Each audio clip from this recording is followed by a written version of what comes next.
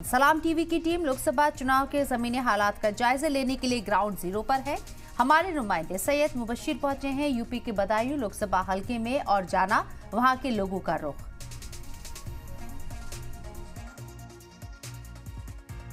आदाब, सलाम टीवी देख रहे हैं आप। आपके साथ मैं हूं सैयद मुबशिर।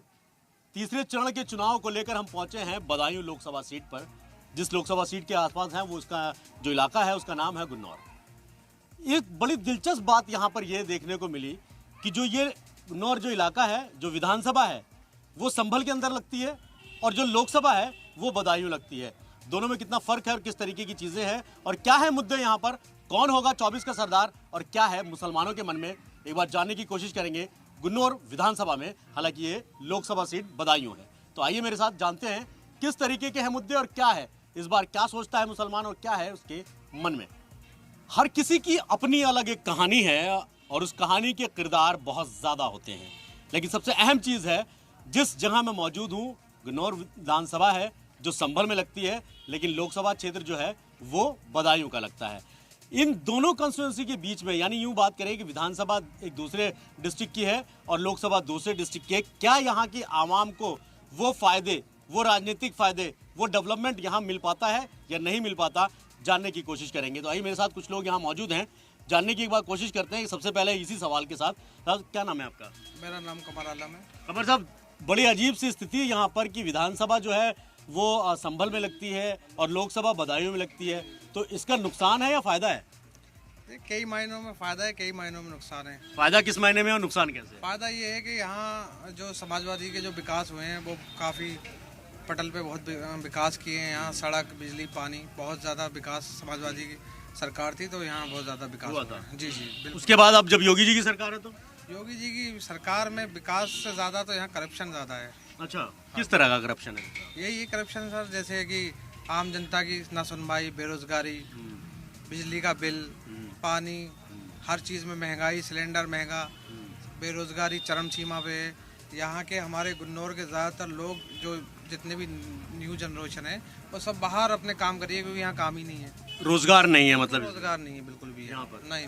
इसी वजह से सब बाहर अपने मजदूरी करते हैं। आपका दिल्ली, बम्बई, यहाँ सब मजदूरी। कमर भाई, मैं अगर बात करूँ पूरी लोकसभा की, मुस्लिम वोटर्स की बात करूँ तो कितने होंगे मुस्लिम वोटर पूरी लोकसभा में? लोकसभा में तो मेरे ख्याल से 3-3.5 लाख। 3.5 लाख वोटर मुस्लिम हैं? जी जी बिल्कुल है लोकसभा पूरी में। और इलाके के खास तौर पर मुस्लिम इलाकों के डेवलपमेंट की अगर बात करूँ तो कैसा है? देखिए, डेवलपमेंट जब समाजवादी सरकार थी तो हमारे बदायूं के लिए मेडिकल कॉलेज समाजवादी सरकार ने देने का काम किया। यहाँ बिजली, लाइट, खंबे, पक्की सड़क सब समाजवादी की देन है। जी बिल्कुल। तो इस सरकार में कोई काम नहीं हुआ? इस सरकार में सर फीते ज़्यादा कटे, काम कम हुए। अच्छा, फीताबाजी हुई है, मतलब काम नहीं हुआ, कोई ग्राउंड पे कोई काम नहीं हुआ। गरीब की कोई सुनवाई नहीं है यहाँ। अच्छा, बस गरीबों की कोई यहाँ सुनवाई करने वाला नहीं है। अच्छा, नुकसान क्या क्या है जो आपने बताया? तो फायदे बता दिए, चलिए आपने नुकसान यही है सर, गरीब आदमी की महंगाई, डॉक्टर की फीस, आदमी 400 रुपये कमा रहा है और 4000 का खर्चा है, यही नुकसान है और क्या है? जो नुकसान है बिल्कुल बिल्कुल। तो ये कुछ फायदे भी हैं, कुछ नुकसान भी हैं। हालांकि जब यहाँ से धर्मेंद्र यादव सांसद थे तब बताया जा रहा है कि काफ़ी ज़्यादा काम हुआ था, लेकिन उसके बाद यहाँ की बदायूं की जो सांसद थी वो संघमित्रा मौर्य हुई। हालांकि इस बार उनको टिकट नहीं दिया भाजपा ने, लेकिन क्या स्थिति और क्या परिस्थितियां हैं वो भी जानने की कोशिश करें। कुछ और लोग भी मेरे साथ मौजूद हैं, एक बार हम बात करने की कोशिश करते हैं। क्या नाम है आपका? अशहर। अच्छा साहब, इस बार क्या मन में है खास तौर पर मुसलमानों के, और दूसरी तरफ मुद्दे क्या क्या हैं इस बार? मुसलमानों के नहीं, देश की जनता के में ही चेंजिंग का मूड है, खाली मुसलमान से ही नहीं। जी, तो मुद्दे किस मुद्दों के आधार पर इस बार वोट करेंगे? महंगाई, और हर चीज़ में महंगाई है, एजुकेशन नहीं है, आधार कार्ड बनवाया है और उसको वैलिड नहीं मानते हैं जब एनआरसी लगाते हैं तो। इसी एनआरसी तो अभी आया ही नहीं है। नहीं लगा रहे थे, जब सीए एनआरसी लगा रहे थे तो उसमें बोल रहे थे ना आधार कार्ड वैलिड नहीं है। तो ये सब मुद्दे हैं जी। ये भाजपा का जिस तरीके से कह सकते हैं कि जब सीए एनआरसी की बात हुई थी उस टाइम बहुत सारे डॉक्यूमेंट मांगने की बात हुई थी तो उसमें आधार कार्ड का भी जिक्र आया था। हालांकि उस सब चीज़ों को लेकर एक अलग राय है, लेकिन क्या वाकई इस लोकसभा में खासतौर बदायूं का जो ये मुस्लिम बहुल क्षेत्र है और उसके बाद 4 लाख के आसपास मुस्लिम वोटर होने के बाद भी क्या यहाँ पर डेवलपमेंट हो पाया या नहीं हो पाया, और क्या है मुद्दे, और भी कुछ लोग हैं, एक बार जानने की कोशिश करते हैं। ज़्यादातर युवा दिख रहे हैं मुझे, और भी लोग हैं। तो क्या नाम है आपका? फरीद मोहम्मद। भाई साहब क्या करते हैं आप? मेरा काम ट्रांसपोर्ट का है, पूर्व मेंबर हूँ वार्ड से। अच्छा, पूर्व मेंबर भी हैं। फिर तो अगर नेता है तो आपको इलाके के बारे में अच्छी खासी जानकारी होगी। थोड़ी बहुत तो है। नहीं, थोड़ी बहुत से फिर अगर नेता है तो अगर पूर्ण आवाज है तो इतना होना चाहिए ना फिर तो। जी बताइए। मैं एक चीज जानना चाहूंगा, इस बार 24 में आप वोट करेंगे, किन मुद्दों के आधार पर वोट करेंगे? सर यही है, ये जो मसला चल रहा है गलत चल रहा है। क्या मसला? अब ये बेरोजगार फ्री, बेरोजगारी ज्यादा चरम पर है। ये पहले अच्छा खासा विकास था, विकास 5 साल तो कुछ हुआ ही नहीं है इधर। अच्छा, बिल्कुल भी कुछ नहीं हुआ। बेरोजगार बिल्कुल कोई, यही मुद्दे हैं सब। और क्या है, हमें कोई कुर्सी थोड़ी बैठना। नहीं, मैं वही जानना चाह रहा हूँ, आपकी नज़र में इलाके को लेकर जो मुद्दे हों मैं उनकी बात कर रहा हूँ। आपने कहा कि चलिए बेरोजगारी है, बेरोजगारी देश का मुद्दा हो गया, पूरे देश का, खास तौर पर लोकसभा की जो विकास ही नहीं हुआ है इधर। अच्छा, विकास ही नहीं हुआ है कोई विकास नहीं। हॉस्पिटल कितने सरकारी इसी क्षेत्र की अगर मैं बात करूँ तो? एक गुन्नौर में तो एक ही है। गुन्नौर में एक है? जी। और पूरी लोकसभा क्षेत्र में? ये मेरे को नहीं मालूम। ये नहीं मालूम? नहीं। चलिए खैर, ये बताओ, एजुकेशन के हिसाब से स्कूल सरकारी है यहाँ पे? हाँ, स्कूल दो सरकारी स्कूल है। दो। इतना सोचना आपके लिए फिर ये गलत बात हो जाएगी नेताजी। ये तो आप भाई नेता हैं अगर, तो इतना सोचना तो आपके तो फिंगर टिप पे होना चाहिए कि 2 स्कूल हैं, एक अस्पताल है यहाँ पे। पूरी आबादी कितनी होगी पूरे गुन्नौर की और यहाँ के इलाकों की? गुन्नौर में नगर पंचायत के हिसाब से वैसे पूरी बताइए, पूरी विधानसभा के हिसाब से। मेरे को जानकारी नहीं। ये भी जानकारी नहीं। मैं एक चीज अगर जानना चाहूँ, क्या लगता है कि सफिशिएंट है एक अस्पताल 2 स्कूल यहाँ के लिए काफी है? नहीं, और होना चाहिए। और होना चाहिए? जी हाँ। तो मुद्दा हुआ ना फिर? हाँ, मुद्दा है। तो मैं वही तो बात कर रहा हूँ आपसे कि मुद्दे क्या हैं। मुद्दे मतलब ये है कि आपके पास स्कूल है या नहीं है, आपके पास यहाँ पे हॉस्पिटल सरकारी है या नहीं है। हमारे बच्चे भी पढ़ने जब बबराला जाते हैं इधर से। अच्छा, कितनी दूर जाते हैं? यहाँ से 4 किलोमीटर, 3-4 किलोमीटर। जी, मतलब इस विधानसभा में और सरकारी स्कूल होने चाहिए जो नहीं है? होना चाहिए। नहीं है जी। चलिए, जाहिर सी बात है, स्कूल की बात हो गई, एजुकेशन की बात हम कर रहे हैं, हेल्थ सेक्टर की बात कर रहे हैं, एक अस्पताल है और काफ़ी बड़ी घनी आबादी और ख़ासतौर पर मुस्लिम बहुल क्षेत्र है। लेकिन डेवलपमेंट के नाम पे क्या कुछ हुआ वो आप सबके सामने है और इस तरीके की जनता पर और भी कुछ लोग मानते हैं। क्या नाम है आपका? राम कुमार यादव। यादव जी, कहाँ प्रॉपर यहीं के बदायूं के हैं? हाँ जी, प्रॉपर बताइए। क्या लग रहा है डेवलपमेंट क्या मुद्दे रहेंगे इस बार आपके कि जिनके आधार पर वोट करेंगे? वही है, विकास के ऊपर करेंगे। पिछली बार तो विकास ही नहीं हुआ। अच्छा, इस बार उम्मीद है? हाँ बिल्कुल, लगा है कि विकास होगा? हाँ बिल्कुल। कैसे होगा? तो इन्हीं सिर्फ विकास के मुद्दे पे वोट करेंगे? सपा ने विकास किया था, सफाई अब करेगी। सफाई अब करेगी? जी बिल्कुल। तो लग रहा है आपको अगर सपा जीतेगी तो विकास होगा? उम्मीद तो है। तो सरकार तो ये कहती है जब सपा की सरकार आती है तो माफिया राज शुरू हो जाता है। इसमें कौन सा कम हो रहा है? इसमें सब सरकारी अफसर कर रहे हैं। अच्छा, बिल्कुल, हर सरकारी दफ्तर में चले जाइए, बगैर पैसे के कोई काम नहीं हो रहा है। अच्छा, किसी भी बिजली में चले जाइए, आप पोस्ट ऑफिस में चले जाइए, कोई सा ऐसा विभाग नहीं है जिसमें बगैर पैसे के कोई काम हो रहा हो। अच्छा। चलिए, युवा भी हैं, कुछ युवाओं से बात कर लेते हैं। क्या नाम है आपका? मोहम्मद उवैस नाम है मेरा। वैसे क्या करते हैं आप? मेरी परचूनी दुकान है सर। परचूनी दुकान? जी। चलिए, धंधे से शुरू करते हैं, बिजनेस से शुरू करते हैं। सही चल रहा है सब कुछ? बहुत मंदा है इस टाइम। बहुत मंदा है? बहुत। क्या वजह लग रही है, क्यों? वजह क्या है, बेरोजगारी नहीं है। रोजगार हो तो आमदनी हो, आमदनी से रोजगार होगा। आदमी बहुत बेरोजगारी बहुत है। महंगाई तो किस मुद्दों के आधार पर इस बार वोट करेंगे आप? यही महंगाई के दौर पर। महंगाई के ऊपर? जी। जाहिर सी बात है, महंगाई अगर बढ़ती है तो आम आदमी की कमर सबसे पहले टूटती है। लेकिन सबसे पहले ये भी जानना ज़रूरी है कि जिस तरीके से आबादी जिन जिन इलाकों में है वहाँ पर बेरोजगारी, जैसा कि पहले बताया कमर साहब ने कि यहाँ के जो युवा हैं पढ़ने लिखने के बाद फिर नौकरी के लिए बाहर जाते हैं। सरकार के ऊपर जिम्मेदारी इस बात को है कि जिस क्षेत्र में हो, डेवलपमेंट की बात हो, मुद्दों की बात हो, लेकिन आजकल मंचों से मुद्दे गायब हैं, सिर्फ धर्म, जाति, संप्रदाय के ऊपर कटाक्ष और बयानबाजियां हो रही हैं। और भी कुछ लोग हैं, एक बार बात कर लेते हैं। तो क्या नाम है? अफजल बाबा। अफजल बाबा? बाबा क्या मतलब? निकनेम बाबा। अच्छा, निकनेम बाबा है, तो नाम तो अफजल दूसरा होगा ना? मोहम्मद अफजल। हाँ, तो अफजल है, बाबा कहते होंगे ना? नहीं। क्या करते हो? नहीं, पढ़ाई करते हैं सर। कौन सी क्लास में हो? मैं 12 पास करी है मैंने। वोट डाला है? वोट डाला है। वोट होगा, बालिग हो गए, मतलब वोट के लायक, मतलब बालिग वैसे बालिग नहीं। तो क्या इस बार मुद्दे हैं, किन आधार पर हम वोट सर करें? मुद्दे यही है, महंगाई, एजुकेशन अच्छी होनी चाहिए। महंगाई दो सिलेंडर मिल रही है यहाँ पे? नहीं, ऐसी फैसिलिटी है मिल नहीं रही है। नहीं है? अच्छी फैसिलिटी होनी चाहिए, जो हमारी जो आने वाली जनरेशन है, अच्छा उन्हें क्या कहें, एजुकेशन हो, आगे पढ़ें। अभी तो तुम्हारी जनरेशन की बात हो जाए यार, आने वाले को तो। अरे हमारी तो हो गई, हमारे तो 12th कर ली, ग्रेजुएशन करनी है हमें तो बाहर चले जाएंगे। क्या करेंगे? अच्छा, ये पहले सोचा हुआ कि बाहर चले जाएंगे? अब क्या करें, जब नौकरी नहीं है तो प्राइवेट नौकरी करेंगे, अपने खाए पियेंगे, मौज लेंगे, और क्या है। यही होगा। और क्या, तो क्या करें, जब नहीं सिस्टम में है ही नहीं नौकरी, बेरोजगारी, तो क्या कर सकते हैं हम, ये बताइए। अगर नौकरी होगी तो यहीं अपने रह के कुछ करेंगे, लेकिन क्या करें, प्राइवेट नौकरी करनी पड़ेगी, जाएंगे ग्रेजुएशन करके अपने प्राइवेट नौकरी करेंगे, आ जाएंगे। और महंगाई इस तरह है। ये महंगाई की बात हो, एजुकेशन की बात हो, मुद्दों की बात हो, हालांकि युवाओं को लेकर सबसे बड़ा संचय इस बात को है कि जिन आधार पर, जिन मुद्दों पर बात होनी चाहिए वो मुद्दे गायब हैं। और भी कुछ लोग हैं, एक बार उनसे ही बात करने की कोशिश करते हैं कि यहाँ पर। अच्छा, क्या नाम है चाचा आपका?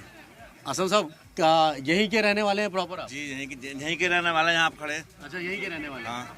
क्या लग रहा है इस बार किन मुद्दों के आधार पर वोट करेंगे आप? जब से MP हमारा चुना गया यहाँ से आज तक आई ना, हरामखोर। अच्छा, नहीं गाली मत दीजिए आप। कहीं विकास का रुपया ना लगाया। अच्छा, फिर तो क्या मुद्दे हैं? आप वोट तो डालेंगे ना इस बार, तो किस मुद्दों के आधार पर डालेंगे? पूरा अधिकार डाला बिल्कुल विकास के मुद्दे पे। विकास के मुद्दे पे। और क्या है विकास के अलावा, और क्या क्या मुद्दे हैं? यही मुद्दे, विकास के मुद्दे, सबसे बड़ा मुद्दा यही है। और क्या है? अच्छा, क्या चीज ऐसी है जो यहाँ पर होनी चाहिए थी जो नहीं हुई? हुई ना कुछ भी। कुछ क्या नहीं हुआ? वो कुछ भी ना हुआ, ना कोई सड़क बनी, ना कुछ हुआ, ना कोई 1 रुपया मतलब MP ने यहाँ लगाया। अभी तक कुछ नहीं काम किया। कुछ नहीं करा, कोई काम नहीं, कोई स्कूल नया, कोई कॉलेज नया, कोई कुछ नहीं, कुछ नहीं किया। कुछ नहीं। तो इस बार क्या लग रहा है, क्या मन में क्या है फिर? अरे मन में समाजवादी को लड़ाएंगे। समाजवादी को लड़ाएंगे। समाजवादी भी आके अगर नहीं कर पाई तो क्या? समाजवादी भी आई। उम्मीद से दुनिया जीती है। उम्मीद पर दुनिया कायम। ये बड़ी बात है कि उम्मीद पर तो दुनिया कायम है और उसी पर जीती है। प्रधानमंत्री ने भी एक उम्मीद जलाई थी कि 15 लाख रुपए आएंगे, 2 करोड़ नौकरियां देंगे, लेकिन उम्मीद का उम्मीद है। जी जी, क्या कहना चाह रहे हैं बताइए? भाई सवा हिंदू मुसलमान के क्या करा? वो बातें बोल रहे हैं जो ना बोलनी चाहिए प्रधानमंत्री को। अच्छा, और क्या लग रहा है कि मतलब मंचों से जिस तरीके से अब तो मुगलों की भी एंट्री हो गई मंचों। वही तो कह रहा हूँ, तो ये चीजें मुगल कहाँ के कब मर गए? हमें मुगलों से क्या लेना? हमें अपनी इस जमीन में दफन होना है, जमीन की आबो हवा खा रहे, इस जमीन का नाज खा रहे। हमें तो यहाँ से मतलब है, मुगलों से मतलब थोड़ी है भाई। जाहिर सी बात है, जिस तरीके से यहाँ पर बात होती है, जिस तरीके से मुद्दे होने चाहिए, जब मंचों से ऐसे भाषण दिए जाएंगे तो कहीं ना कहीं बात है। कुछ और लोग भी मौजूद हैं, मैं उनसे बात कर लूँ। मतलब यहाँ मेरे साथ पूर्व चेयरमैन है मुजफ्फर अली साहब। मुजफ्फर साहब, मैं एक चीज़ जानना चाहूँगा, आप चेयरमैन रह चुके हैं, यहाँ के राजनीति से वाकिफ़ हैं, इलाके से वाकिफ़ हैं।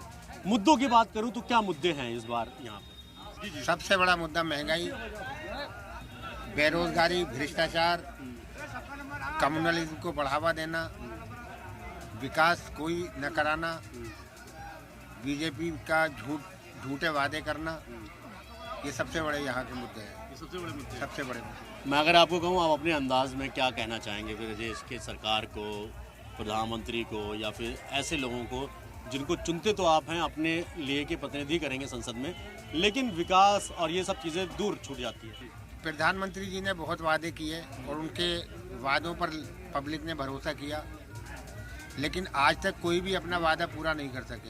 अभी जिस तरीके से मुद्दे हैं, आपको क्या लगता है कि मुद्दों के आधार पर राजनीति हो रही है नहीं हो रही?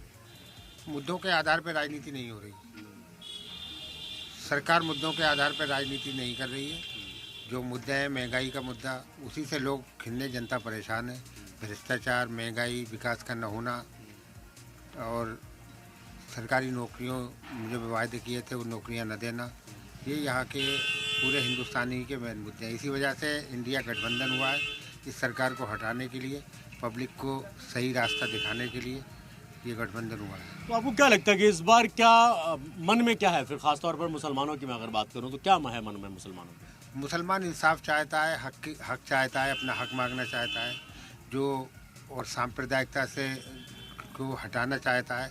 सांप्रदायिकता जो भी पार्टियां फैलाती हैं, मुसलमान को उससे घृणा है और मुसलमान चाहता है चैन और अमन के साथ रहना और हिफाजत के साथ रहना। जो हमें हिफाजत देगा, जो हमें रोज़गार देगा, जो हमारी हिफाजत करेगा, तो मुसलमान का मैं समझता हूँ, मुसलमान ही क्या बल्कि हर इंसान आजकल परेशान है, हर वर्ग परेशान है, हर जाति का आदमी परेशान है। भ्रष्टाचार चरम सीमा पर पहुँच चुका है, रिश्वत का बोलबाला हो चुका है। जो कहते थे कि भ्रष्टाचार मुक्त समाज, अगर आप देखेंगे तो थाने कचहरी का बुरा हाल है। कोई भी काम बगैर पैसे के नहीं होता, कोई विकास नहीं होता। और जहाँ तक हमारे माननीय प्रधानमंत्री जी का सवाल है, अभी उन्हीं ने एक भाषण में कहा था कि भाई को भाई से लड़ाने की बात कही थी, जबकि प्रधानमंत्री देश का राजा होता है और राजा का काम है कि प्रजा के साथ न्याय करना, प्रजा में सद्भाव कायम करना।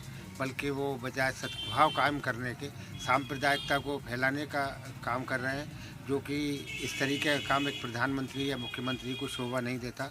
इस तरह का काम नहीं। मुगलों की भी अब एंट्री हो गई, कहीं ना कहीं जाके जो इतिहास के 400-500 साल पुरानी चीज़ें हैं उनको भी अब राजनीति में घसीटा जा रहा है, तो उस पर कितना असर पड़ता है? राजनीति में उसी का तो बुरा असर पड़ता है। मुगलों के हमसे किसी से कोई मतलब नहीं है।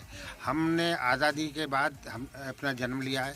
हम चाहते हैं जो संविधान को ये लोग बदलना चाहते हैं, संविधान में परिवर्तन चाहते हैं। आज हालांकि अम्बेडकर जयंती निकली, बाबा राव भीमराव अम्बेडकर साहब का जन्मदिन बड़े खुशी के साथ मनाया गया। वो संविधान कमेटी के चेयरमैन थे, एक अच्छा संविधान हमें देकर गए, लेकिन ये उसको भी मिटाना चाहते हैं और अपनी हिटलर शाही करना चाहते हैं। तो इस तरीके से संविधान बदल के ये एक डिक्टेटरशिप कायम करना चाहते हैं, डेमोक्रेसी को ख़त्म करना चाहते हैं। जाहिर सी बात है, जिस तरीके से प्रधानमंत्री के बयान आते हैं, कहीं ना कहीं आम आदमी की जो उम्मीदें प्रधानमंत्री से होती हैं शायद वो कहीं ना कहीं टूटती हैं, और जब तकलीफ ज़्यादा होती है, जब प्रधानमंत्री मंचों से इस तरीके की बात करेंगे तो कहीं ना कहीं समाज में जो खाई है, जो दूरियां हैं वो बढ़ती हैं। तो कुछ युवा भी मेरे साथ हैं, मैं उनसे बात करते हुए। क्या नाम है आपका? जी, मेरा नाम फैज़ी फारूक। फैज़ी, क्या करते हो आप? जी, मैंने 12th क्लियर किया है। अभी वोट डालते हो? जी, वोट है मेरा। है वोट? जी। क्या मुद्दे होंगे इस बार, किन मुद्दों के आधार पर वोट करोगे? इस बार क्या, जैसे कि हर बार होता चला आया है, जनता अपने जो है निजी जो मुद्दे होते हैं उस पे, जैसे शिक्षा हुआ, स्वास्थ्य का हुआ, सड़कों का हुआ, व्यवसायिक हुआ, या फिर युवाओं के रोज़गार को लेकर हुआ, युवाओं की शिक्षा को लेकर हुआ, बहुत से जैसे सरकारी अस्पतालों का मुद्दा होता है, सरकारी कॉलेजों का मुद्दा होता है, इन्हीं मुद्दों पर वोट किया जाता है। हम आगे भी उम्मीद करते हैं कि हम यहाँ पे नए कॉलेज या नए कोई हॉस्पिटल वगैरह बना? फिर नहीं, अभी इस गवर्नमेंट में आप कुछ देख रहे हैं, आप कुछ नहीं बना। पिछले 10 सालों में कुछ नहीं है? नहीं, कुछ नहीं है यहाँ, सरकारी गवर्नमेंट कॉलेज कुछ नहीं है। क्या ज़रूरत क्या लगती है एज अ यूथ में अगर जानना चाहूँ तो क्या ज़रूरत लगती है कि सबसे ज़्यादा ज़रूरत है यहाँ के लोगों के लिए? सबसे ज़्यादा यहाँ के युवाओं को ज़रूरत है रोज़गार की, क्योंकि यहाँ का रोज़गार नहीं है युवाओं के पास। जो युवा आजकल के फ्री हैं, पढ़ाई कर चुके हैं, उनके पास कोई ऐसा रोज़गार नहीं है जिनसे कि उनका कुछ इनकम हो, ऐसा कोई उनका रोज़गार नहीं है। और आए दिन हम लोग देखते हैं कि अगर हमारे घर में किसी की थोड़ी ज़्यादा तबीयत ख़राब हो जाती है तो हमें फ़ौरन उसको अलीगढ़ लेकर जाना पड़ता है या संभल मुरादाबाद लेकर जाना पड़ता है। कभी कभी ऐसा भी होता है कि मरीज़ की स्थिति ज़्यादा गंभीर होने की वजह से उसको रास्ते में ही मृत्यु भी हो जाती है, या फिर कभी मतलब कोई बड़ा अस्पताल नहीं है? नहीं है यहाँ, कोई ऐसी फैसिलिटी नहीं है। नहीं है। मुद्दों की बात लगातार की जाती है, विकास की बात की जाती है, लेकिन वाकई विकास कितना दूर है? ऐसे चाहे विलेजेस की बात करूं, ऐसी लोकसभाओं में जो अलग अलग गांव हैं, देहात है, क्योंकि हमारा मकसद सिर्फ वह है कि जो हिंदुस्तान ग्रामीण क्षेत्रों में बसता है, जो कहा जाता है कि 60 से 70% आबादी किसान है, खेती पर निर्भर करती है, वो कितना खुशहाल हुआ है? क्या उनकी आय दुगनी हुई है? क्या उनको रोजगार मिला है? या फिर उनके जो मुद्दे हैं वो सुलझे हैं, कम हुए हैं, नहीं हुए हैं? इन्हीं सब चीज़ों को लेकर हम लगातार आगे बढ़ रहे हैं। और इसी तीसरे चरण में जब गिन्नौर पहुंचे तो यहाँ पर ना तो कोई बड़ा अस्पताल नजर आया, ना कोई बड़ा दोबारा 10 सालों में कोई जो है कह सकते हैं कि स्कूल कॉलेज कोई खुला है। विकास के नाम पर अभी भी चाहे सड़कों की बात कर लें, बिजली की बात कर लें, ये पूरा इलाका अभी भी बिजली नहीं है यहाँ पर और डूबा हुआ है यहाँ पर। तो ये स्थिति है। हालांकि वादे और इरादे बड़े बड़े दिखाए जाते हैं, लेकिन हकीकत क्या है ये आप सबके सामने है। और आम जनता जो इन सब चीज़ों पर, जो वादों पर उम्मीद लगाकर बैठती है कि सरकार चेंज होगी, नया कोई आएगा, वो हमारे लिए काम करेगा, लेकिन कहावत वही है कि ढाक के 3 पात, होता कुछ नहीं है उसी देव से। कुछ और लोग भी मौजूद हैं, एक बार कोशिश करेंगे उनसे ही बात करने के लिए। कुछ युवा हैं। क्या नाम है आपका? मोहम्मद जैद। जैद, क्या करते हैं आप? मैं काम करता हूँ प्रॉपर्टी का काम करते हैं। कैसा है बिजनेस का अगर मैं बात करूँ? बिल्कुल बेकार है साहब, बिल्कुल खत्म है। बिल्कुल खत्म है। क्यों, ऐसा क्यों? कुछ है ही नहीं था, महंगाई इतनी है, आए कहाँ से ग्राहक। तो फिर क्या है इस बार मुद्दे क्या होने वाले हैं? किन मुद्दों के आधार पर वोट करेंगे आप? हम साहब मुद्दों के आधार पर इस पर वोट करेंगे कि महंगाई कम हो, बच्चे स्कूलों में पढ़ रहे हैं, उनकी फीस वगैरह, इस चीज़ की सारी चीज़ों की सुविधाओं के लिए हम वोट करेंगे। जी, ये बेसिक एनिमिटीज़ हैं, बेसिक चीज़ें हैं जो लोगों को चाहिए होती हैं, जो एक अपनी सरकार से, उस चुनी हुई सरकार से उम्मीद करते हैं। लेकिन हालात आप देख सकते हैं कि किस तरीके के हालात हैं। आखिर में चेयरमैन साहब के पास पहुँचूँगा। मुजफ्फर अली साहब, आप शेर व शायरी करते हैं, मैं चाहता हूँ कि शेर व शायरी में कुछ इस अंदाज में सरकार से अपने जो जज्बात हैं, दर्द है, वो आप बयान करें। मैं इसके बारे में एक सांप्रदायिकता जो फैल रही है हिंदुस्तान के अंदर, एक ही शेर कहना चाहूँगा, और बड़े जिम्मेदारी के साथ जो भी मेरी आवाज़ या मेरी तस्वीर को देख रहे हैं उस पर अमल करें कि मैं अगर वक्त का सुकरात भी हो जाऊँ तो क्या, मैं अगर वक्त का सुकरात भी हो जाऊँ तो क्या, मेरे हाथों में वही जहर के प्याले होंगे, और जिन चिरागों से ताज्जुब का धुआं उठता हो उन चिरागों को बुझाओ तो उजाले होंगे। क्या बात है, क्या बात, वाकई जिनसे ताज्जुब या फिर इस तरीके की चीज़ें होती हैं तो उनको कहीं ना कहीं जलाने के बाद जो उजाला होगा वो रोशनी कहीं ना कहीं आने वाले कल के लिए बेहतर कही जा सकती है। फिलहाल मुझे और मेरी टीम को दीजिए इजाज़त। अगली बार एक नई लोकसभा में हाजिर होऊंगा और दिखाऊंगा कौन होगा 24 का सरदार और क्या है मुसलमानों के मन में।